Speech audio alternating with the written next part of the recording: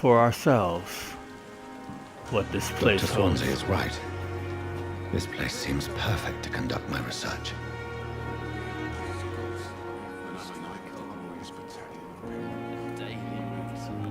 Alright, well, we're gonna go.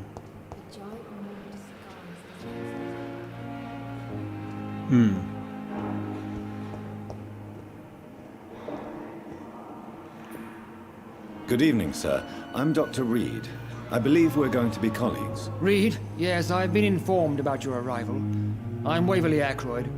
Welcome aboard, I suppose. Does my arrival inconvenience you in some way, Dr. Ackroyd? Let us just say that I don't particularly share Dr. Swansea's enthusiasm for hiring you. What we need here are reliable professionals, not overrated dabblers. If you have a problem with me, Dr. Ackroyd, please feel free to tell me. Dr. Swansea has imposed your presence on this hospital without asking anyone's advice. The benefit of his position. But I don't agree with it. I know we've never met before, but I believe this hospital could use all the help it can get. You will agree with that, I'm sure. Oh, but I have heard about you, Dr. Reid. Of course, you can't say the same about me, since I have not wasted my time courting the press.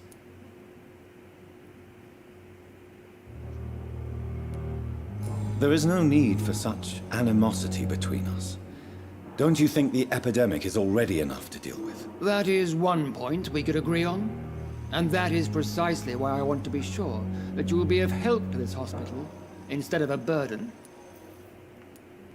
Since your tenure in this hospital is longer than mine, perhaps you can tell me more about this place. Let's just say I'm tired of the carelessness around me.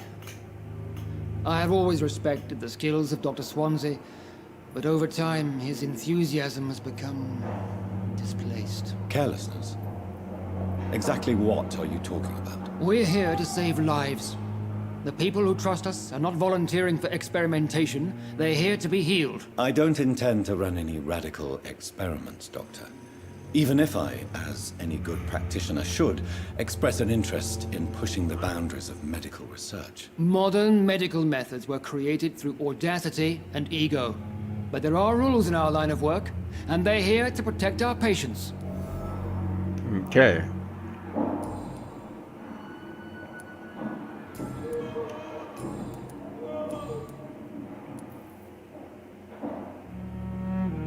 I don't know what you've heard about me, but I have already proved my value as a practitioner. I don't question your skills, Dr. Reid, but your motive. Is it money, fame, or are you truly dedicated? And what exactly is that supposed to mean? I served in the war just like you.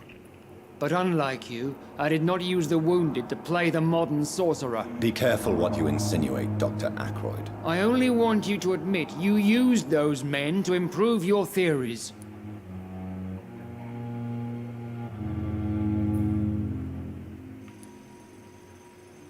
This is ridiculous. My blood transfusion technique saved many lives, and you know it. You see? That is exactly what I hate about people like you. You avoid this kind of accusation instead of facing reality. I wasn't avoiding anything. It seems you have bad memories of your military service. I refuse to see this industrial slaughter as scientific progress. War only reveals the worst in men. We can at least agree on something, Dr. Ackroyd. Alright. Alright, that's everything. Thank you for your time. We'll talk later. Alright, now is there anything in here? No. Alright. There's a nurse. And, okay, well, we gotta go in here. I'm alright. Don't waste your time with me. Okay, let's talk to him. Good evening. I'm Dr. Reid. Can I help at all? No, Really? Why are you here then? I don't want to talk. My throat hurts too much. I suppose that this pain is the reason you're here. Is someone taking care of you? Yes. And no. Could you at least tell me your name, sir? Mortimer. Mortimer Goswick. How painful is your throat, Mr. Goswick? So painful I'd rather not talk at all, Doctor. I'm sure you realize a doctor and his patient have to communicate, sir. Would it help if I gave you some paper and a pen? Not really. I see. Then maybe it's not just your throat that hurts, Mr. Goswick. Perhaps your sore throat is just the consequence of something more hurtful. Yes, maybe. But I don't want to talk or even write about it now. Okay.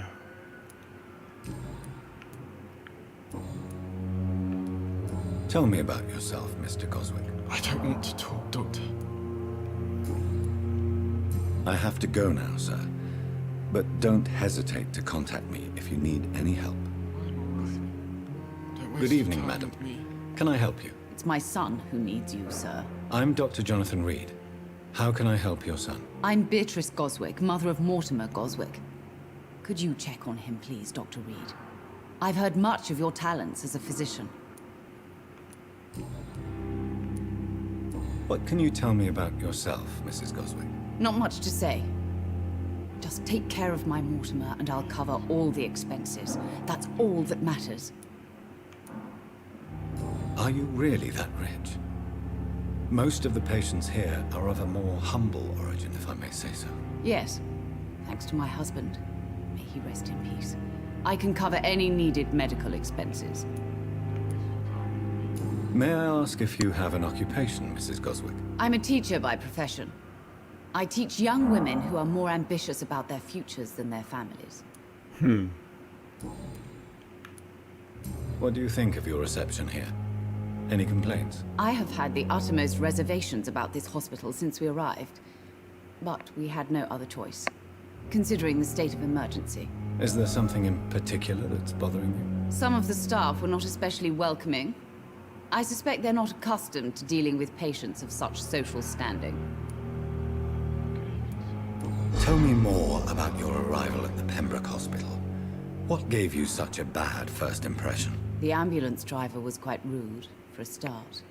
And that nurse, Miss Hawkins, seems to have quite a dubious attitude. What do you mean? She managed to secure a bed for my son despite the epidemic.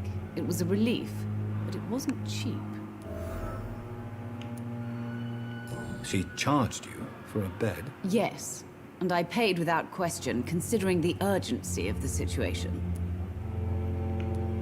I share your concern, Mrs. Goswick. Be sure that I'll talk to the people involved. I don't expect compensation, Dr. Reid. But I'm aware such behavior would not be tolerated in other hospitals. Oh no, it would not. 'Cause she pocketed that money. That money didn't go to help anybody but her.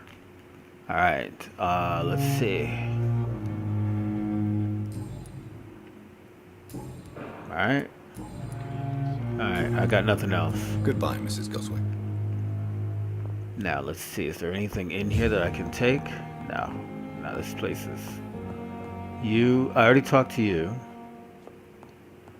That's Aykroyd. I don't need to talk to Aykroyd again. All right, here's the other dude. Good evening, Doctor. I believe we're going to be working together. Dr. Reid. Dr. Swansea informed us of your arrival, but I could not dare to believe we'd have such good fortune. Such an honor, sir. Thank you. And you are? I am Thoreau Strickland, Dr. Thoreau Strickland. I'm a great admirer of your work, Dr. Reid.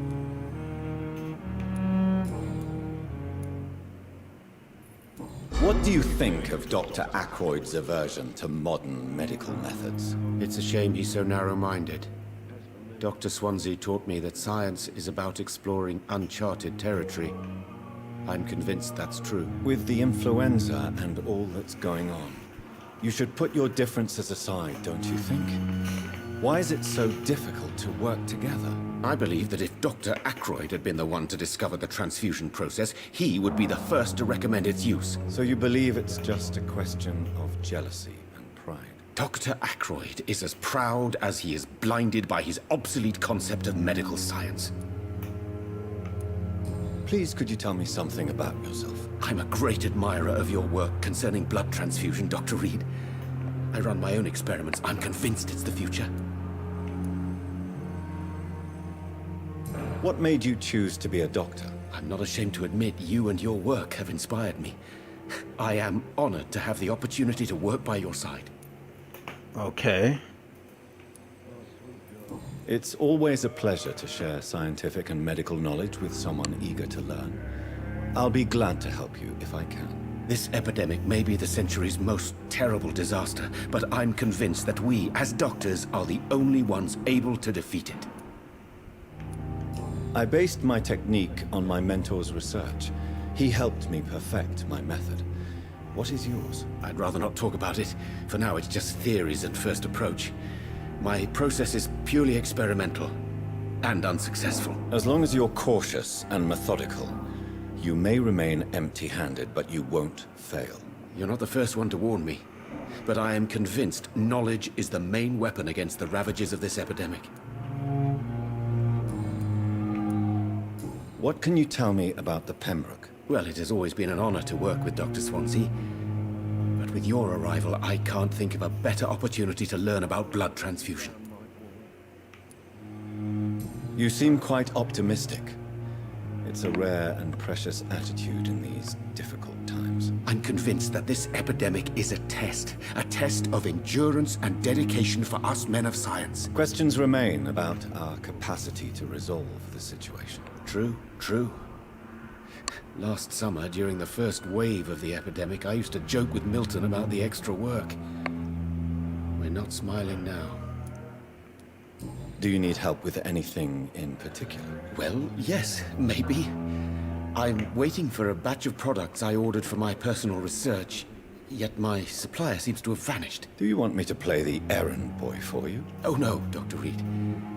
But if you went personally to his shop, what with your reputation and all, he wouldn't dare to refuse the products I need. I see. Well, give me the address, for I may pass by if I have time. All right.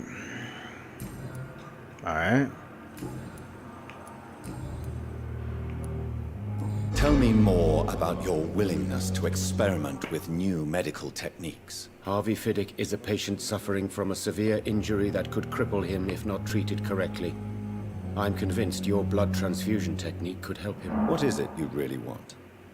To save him, or to prove your point? Fair question. I want nothing but to save my patient, Dr. Reid. Especially since I know Mr. Fiddick's story. Tell me Mr. Fiddick's story. Our first diagnosis was compromised because Mr. Fiddick lied to us about the real origin of his injury. He first claimed it was an accident. But why would he hide such crucial information from us? Because he is a proud father, ashamed of putting his children at risk because of his own negligence. This personal involvement could also appear to be a lack of impartiality. You must know that a good surgeon must remain neutral. I agree. But that does not excuse Dr. Ackroyd's behavior, a man who did not even take time to converse with his patient. Do you think keeping his distance was a mistake? All I know is that I'm taking care of human beings with desires, hopes, and fears. Not some biological machine comprised of blood, bones, and flesh. All right. Is there anything else? No. Goodbye, Dr. Strickland. All right. Now I'm gonna talk to that guy, but not before I loot this cabinet over here. All right. Good evening, sir. I'm Dr. Reid. May I help you? I don't know if a third opinion is needed. Your colleagues are already arguing about my condition. I see. Would you mind telling me more about your situation? I'm Harvey Fiddick. All I want is to get me bloody arm fixed properly. Are you satisfied with your treatment here? Well, it's clear that I've chosen a bad time to be injured. Forgive my bluntness, but you seem overwhelmed by cases of the flu. I won't lie to you about it. I'm afraid we are. Are you sure you don't want to operate yourself, Dr. Reid? I have the feeling you're very capable, and your colleagues seem to think so too. In other circumstances, you would be right. But for now, I don't think I can take on the responsibility.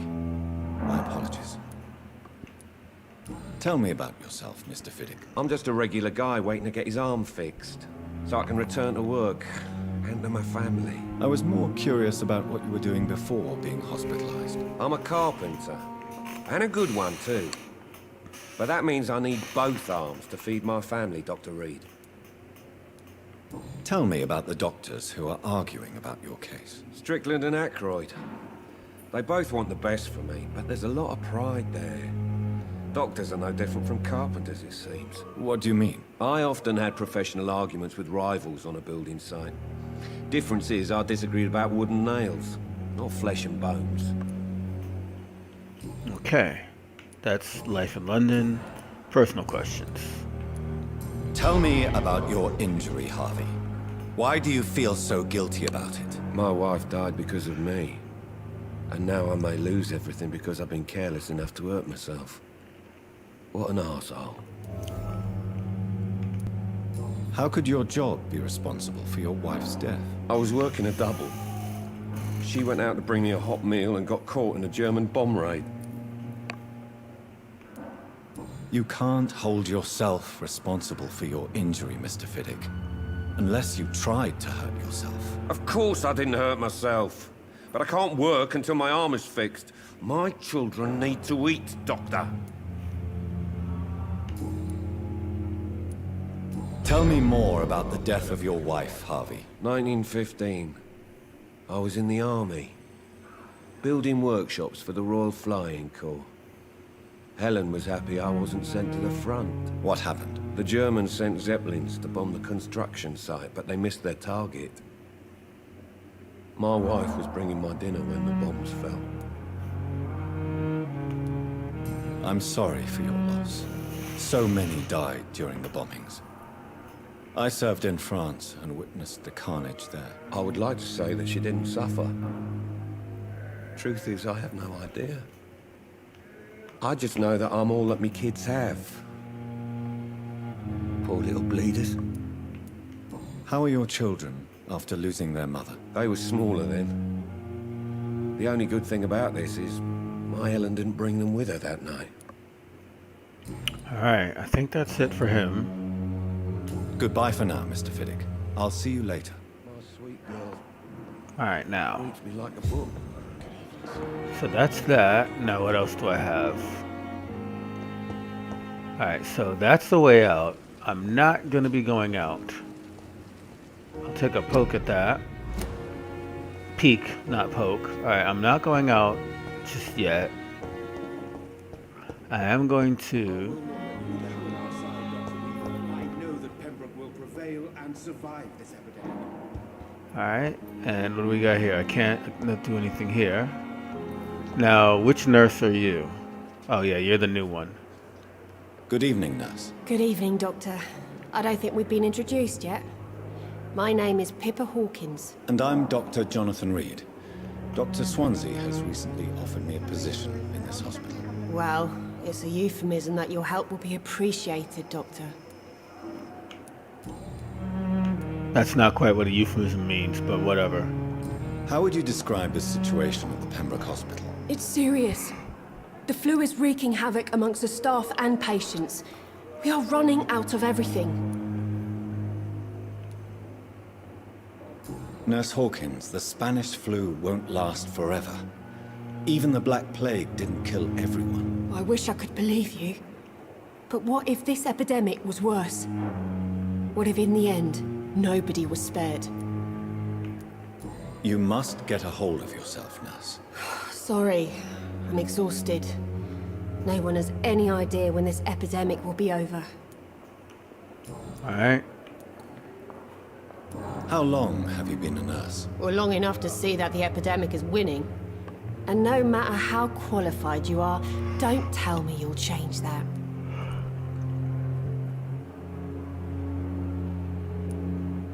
I don't like your attitude, Nurse Hawkins. Pessimism can be as lethal as the epidemic in times like these. Sorry, Doctor. I don't want to sound bitter, but I'm just too tired to give a pep talk like Nurse Brannigan. How is the Pembroke staff coping with the epidemic? Well, not well. Milton, the ambulance driver, is even more grumpy than usual, especially concerning doctors. Why is Milton grumpy on a daily basis? Is it just an act? Milton's not the kind of man who's bothered about a bad reputation. whether he deserved it or not. Why does Milton dislike doctors? I don't know. Just ask him. But be warned, Milton is not the chatty type. Okay. Let's go personal. Nope, no, need hints. Alright. Goodbye, Nurse Hawkins. Now, we did that. We went that way. So we're gonna go... Okay, I need to talk to her. Good evening, miss. I'm Dr. Reid, the new surgeon at the Pembroke Hospital. And who are you? Your name has no meaning to me, mortal. You're nothing but dust blown by the winds of eternity. I beg your pardon. What are you begging for, mortal? My clemency? Well, tonight maybe I'm inclined to mercy. You'll never forget the night you met Thelma Howcroft. You keep calling me mortal. Why is that? And if I'm mortal, what are you? Well, Dr. Reid, if you must know, I'm a vampire. Okay. And why do you believe you're a vampire? I don't need to believe anything. It is what I am. It is what I feel within this hollow shell of flesh. Please, describe to me how you feel. What is it like to be a vampire? I can hear my body crumble from the inside as my flesh cracks and fades. I sense the last pulse of pustulant blood within my drying veins. I need new blood. I see. Have you ever heard of Cotard's syndrome, Miss Howcroft? Never. It's a mental illness discovered by a French neurologist named Jules Cotard. The affected patients are delusional. They believe that they are putrefying, that they are dead, a ghost or a ghoul. Or in your case, a vampire. Delusional, you say? Oh, sad and petty mortal. You can't even begin to understand the concept of immortality. And you think it is I who am delusional. Yep, I do. I'm assuming you must be a patient here. Am I right, Miss Howcroft? It's only a cover. To hide from my enemies. I can leave whenever I want. As a woman, a spirit, fog, or bat. Who are these enemies you mentioned? Can you describe them? I cannot say for sure. But I sense their eyes on me from nearby. I feel them watching me every time I visit the garden near the morgue. The staff here are not your enemy. They're here to help you, to care for you. I'm not speaking of the doctors in white. I'm speaking of the men and women who hunt me.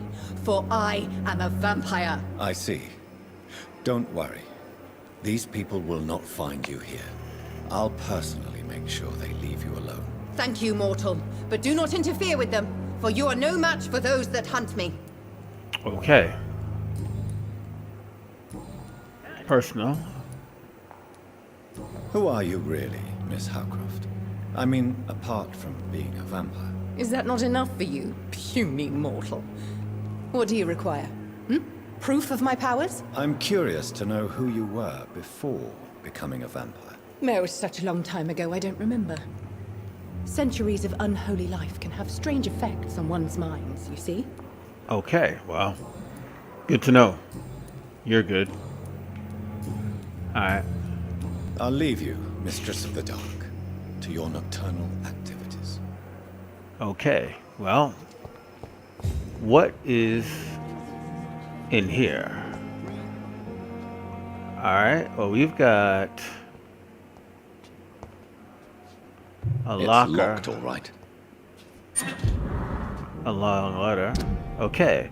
Hello, sis. How are things in the big city? Here in Brum, things are not so good. It seems the flu is here again, and we have many new cases of infection in the neighborhood. Do you remember Miss Scheller?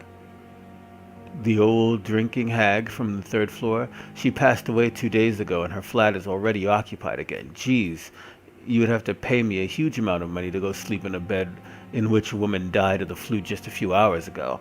Sorry I did not take time to quickly answer your last letter. Between taking care of little Paul, Mum, and Dad, and my job at the factory, I rarely find time to write to my favorite sister. By the way, my son says hello to his Aunt Pippa.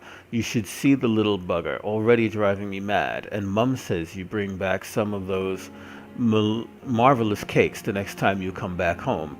In your last letter, you told me you thought about quitting your job at the Pembroke Hospital. I have to tell you, Pip, you better think twice. There are always jobs at the factory, but wages are shit, and it's as boring as day without a shag. A day without a shag.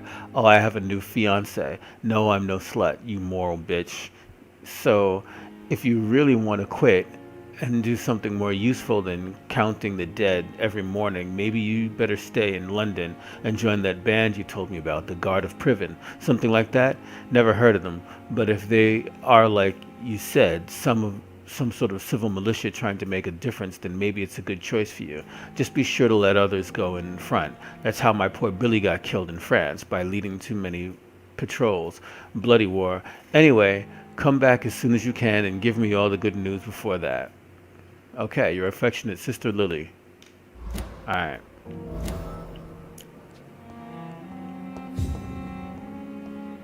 Okay. There's a guy out there. I'm not gonna go out there. I'm gonna deal with this place first. Alright. Okay. I'm not going upstairs yet.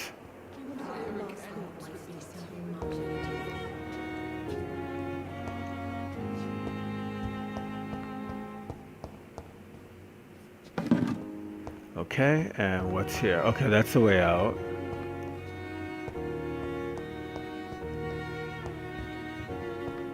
Alright. We already dealt with her.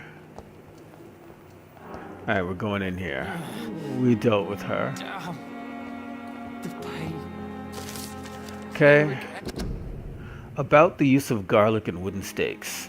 Dear brothers, I must draw your attention to a very important point. The use of garlic is protection against vampires. Let's be crystal clear on the subject. Garlic will never protect you against those creatures. No matter how fresh, how strong, and how smelly, garlic is totally useless as a defense. I can never say enough how damaging that novel of Bram Stoker has been. Yes, of course, population of Slavic countries place garlic cloves in coffins. Yes, of course, inhabitants of Santorini Island hang garlic on their windows. There would be so much to write about this place, and someday soon, I hope to be back to this island to further explore its cult tradition. But that is not to protect the living from the devil. It is to tell the dead that they are aware of their malevolence. It is a symbol, nothing more and nothing less. So please, by all means, yes, wear garlic, show garlic, hang garlic, and tell the shadows that you are not afraid. But if you're looking for supernatural protection, you will have to search much deeper into the forgotten secrets of the occult tradition. For here is the truth, my fellow brothers. Garlic does not repel vampires, but all the fresh plants will hurt them. It is as if their body could not stand the presence of botanical elements. I have seen an enraged Vulp flee when whacked with a rose. Yes, a simple rose. I have witnessed a violent Ekon fall down and beg for mercy when stuck by a wooden stake. I don't know why it is so effective, and I would give my left arm to find the answer to that mystery. But the truth remains nevertheless. Vampires are very sensitive to fresh herbs, plants, and woods. From Facing the Shadows, How and Why by Usher Taltree, Primate of St. Paul. Alright. Okay. Alright. So, we're gonna talk to this guy, but we're gonna save that for the next episode, because we're pretty much right at the end of this episode, and this is gonna be a long conversation. Every street corner. So, The daily routine. to be perfectly honest with you, I actually do have to talk to him for the simple reason that I actually do have to do this for the simple reason that I can't save the game. There's no other way to save the game, so I have to do this. So yeah, let's do it. Good evening, sir. Can I help you? Unless you're here to fix my face. No. I don't think you can help me. I'm Dr. Reid. I've recently taken the position of head surgeon here. War injuries, am I right? You guessed right, Doctor. German shell took my pretty little mug right off. But they still call me Thomas Elwood. How is your stay with us, Mr. Elwood? Oh, it's bliss. I just escaped death in the trenches to be surrounded again by the moans of the dying. Can I ask you precisely why you're a patient here? It's the pain, sir. The drugs don't work. It just hurts under the scars, if you get my drift. Can I do anything for your pain? Nurses gave me a bunch of pills. No effect. Told you. It's like the flames are under my skin, burning away. Who is treating you? Is someone in particular looking after your case? Nobody since the old and tired doctor spoke to me. Started to think I was forgotten about. Wouldn't blame you. You don't seem worried by that. My face hurts so much more when I smile or cry. I've learned it's easier not to speak. But be assured I'm smiling inside. Okay. That's it for life in London, yeah?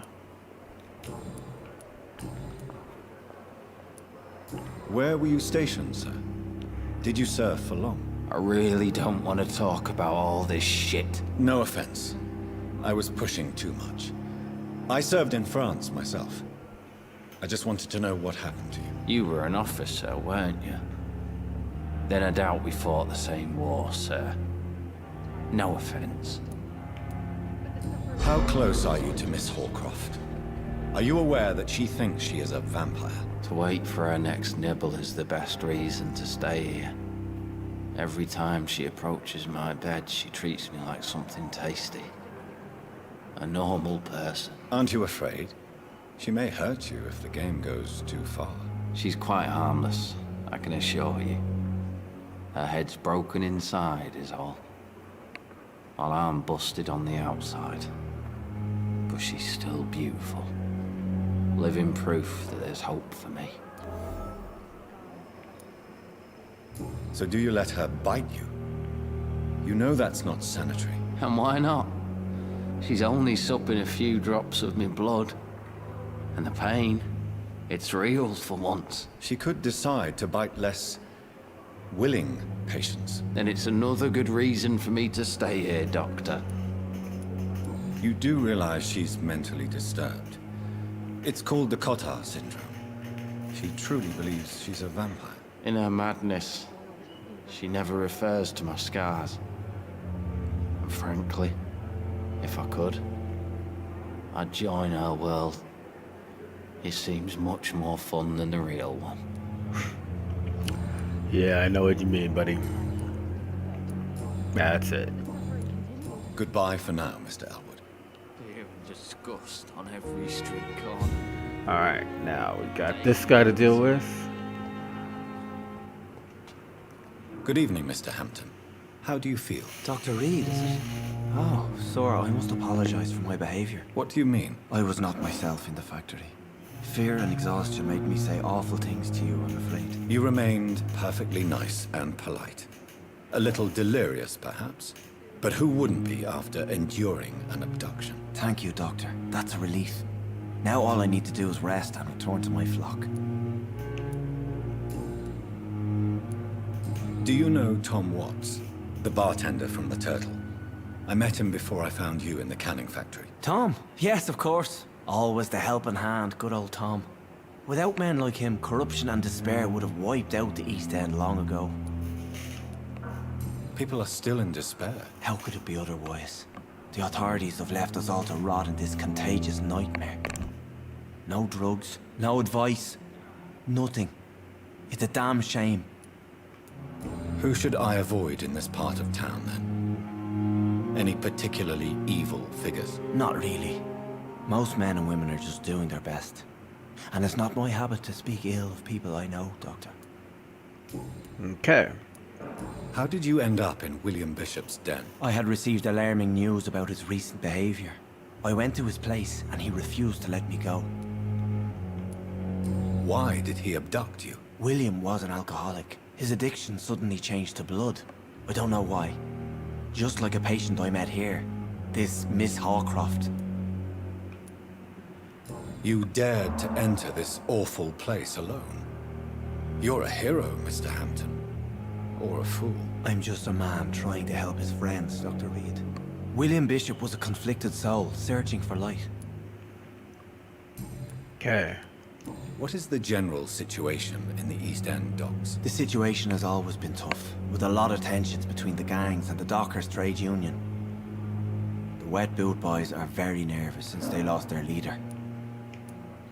Who leads the gang now? Since Clay Cox went missing, it's his wife Edwina who runs the show, with the assistance of her minion, Dooth Digby. Has the gang been threatening you? Ah, no. I've had this nickname for so long, you know, the sad saint of the East End. No one dares to bug a saint, not even criminals. Alright. And personal?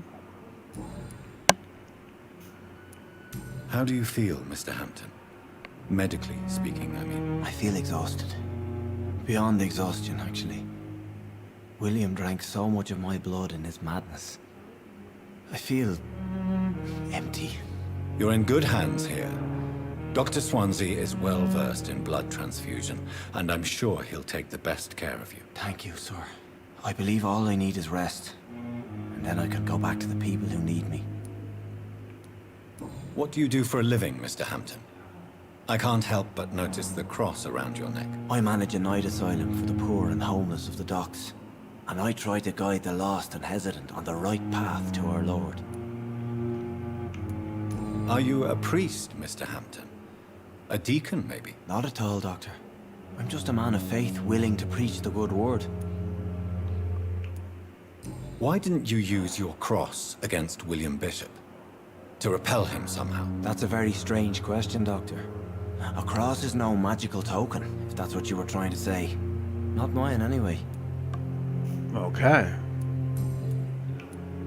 Have you made friends since you arrived? Not really, but I recognize Miss Harriet Jones. I knew her when she lived by the docks. That poor woman had such a miserable life. You never came to see her here at Pembroke? Receiving visits when sick can be an important part of the healing process, you know. We're not just bodies. You're preaching to the converted now, Doctor. To be truly honest, I thought she was dead. She left the docks many months ago. Alright.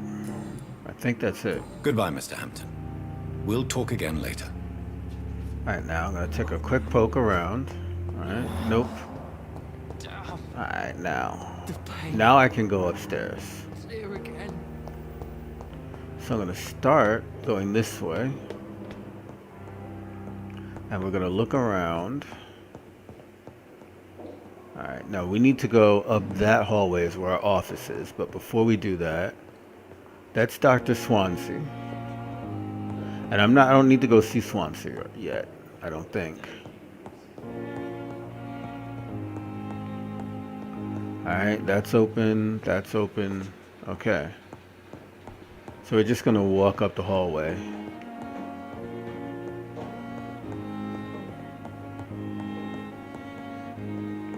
You've got a door here, nothing. Okay, we'll pop our head in here and we're gonna loot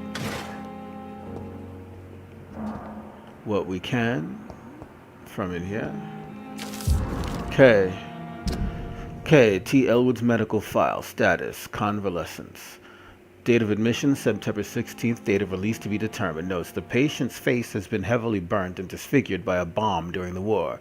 Even with the use of the strongest sedatives, he affirms to regularly enduring severe pain from the wounds. It is as if the flames were still burning under the skin, he says. Examinations of the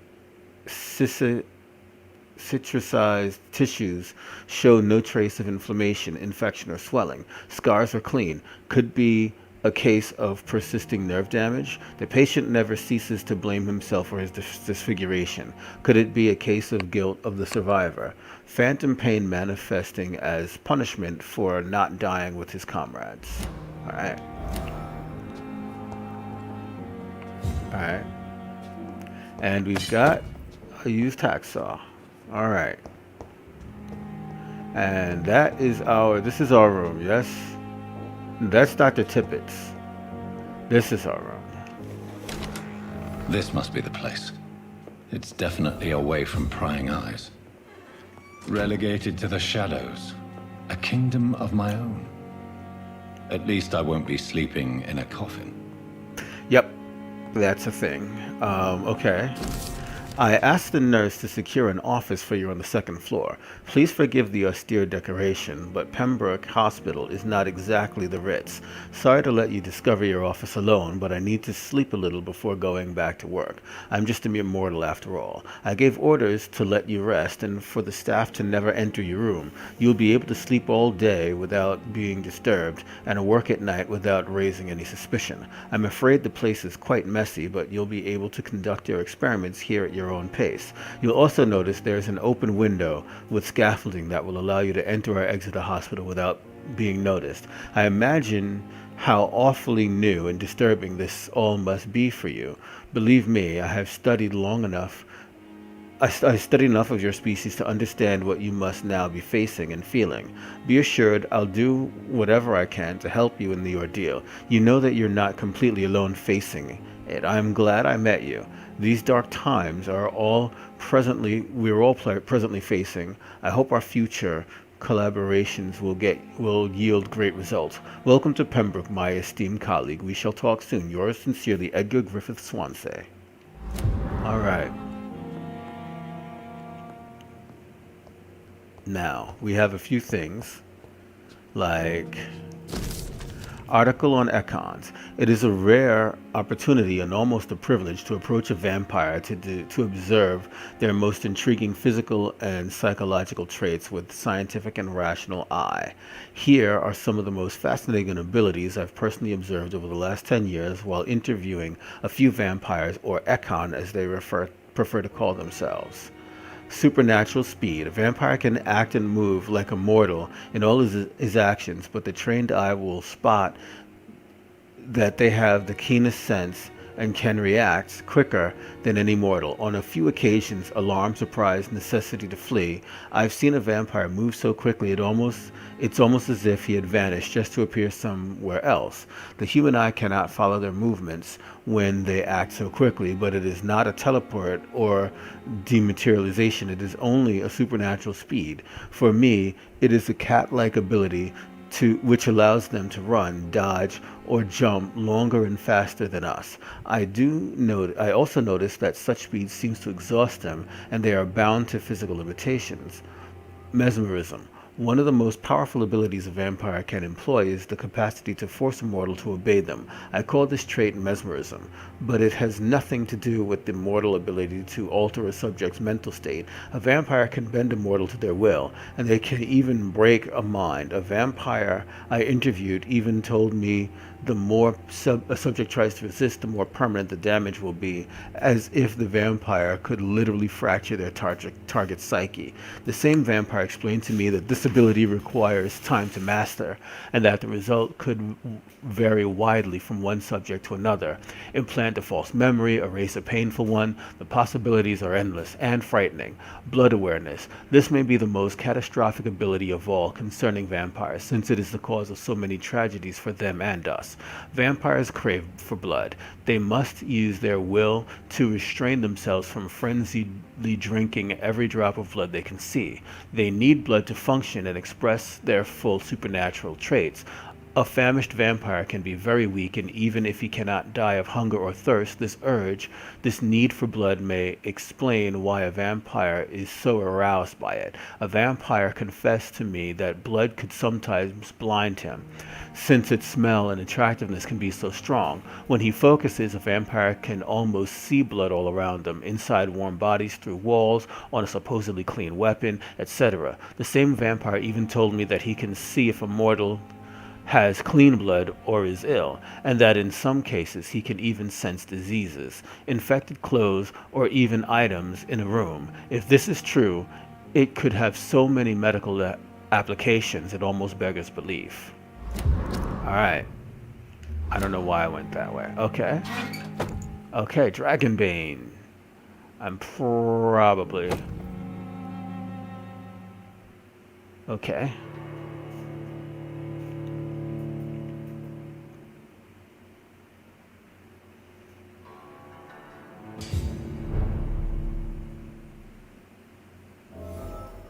All right. And